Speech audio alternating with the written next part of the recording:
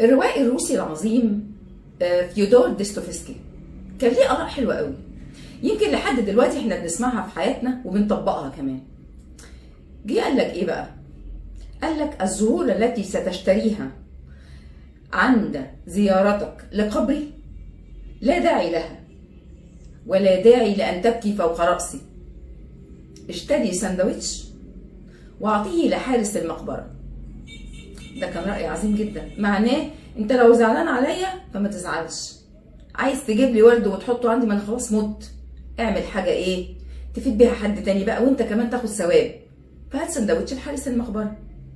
الله عليه. اسمع بقى دي كمان، بيقول لك ايه؟ جرب ان تظل وحيدا لفترة ستجد ان البشر بلا فائدة حقيقية، سوى انهم يدخلونك في مشاكلهم النفسية ويقحمونك فيها طوال الوقت.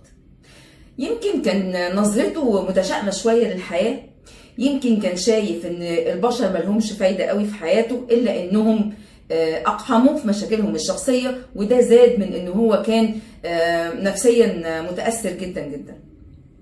جه قال لك ايه كمان؟ لا شيء أسوأ من مسن وضع أحلامه وآماله على عاتق ابنه ثم استيقظ في دار عجزة. وده كان قمة اليأس، وبيدل على انه فعلا كان محبط جدا من الحياة ومن البشر. تخيل انت كده لما اب يحط كل اماله واحلامه في ابنه، ولما يكبر في السن ابنه يرميه في دار للمسنين. صعبة جدا على فكرة. لا تصدق الصلابة يا صديقي، فأنا هش من الداخل لست على ما يرام. احنا فعلا كلنا يمكن عندنا وشوش كتير، وش بيضحك، وش بيفرح، وش بيتنطط، وش بيرقص، وش بيغني، بس جوانا ممكن نكون أضعف من الضعف نفسه، وبنداري الكلام ده كله بوشوش عشان نقدر نتعايش مع الناس ونظهر ان احنا أقوياء ونقدر ان احنا نكمل حياتنا.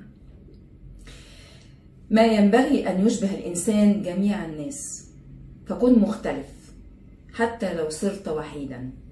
انت فعلا مش لازم تشبه الناس عشان تعجبهم وتبقى واحد منهم وتبقى صاحبهم، بالعكس انت ممكن تبقى وحيد علشان انت مش شبه حد، مش مهم، خليك انت نفسك حتى لو فعلا فضلت وحيد في الحياة وما عجبتش حد.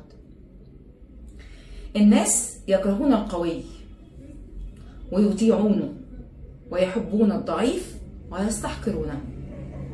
يعني خليك قوي بس ما تبقاش ضعيف.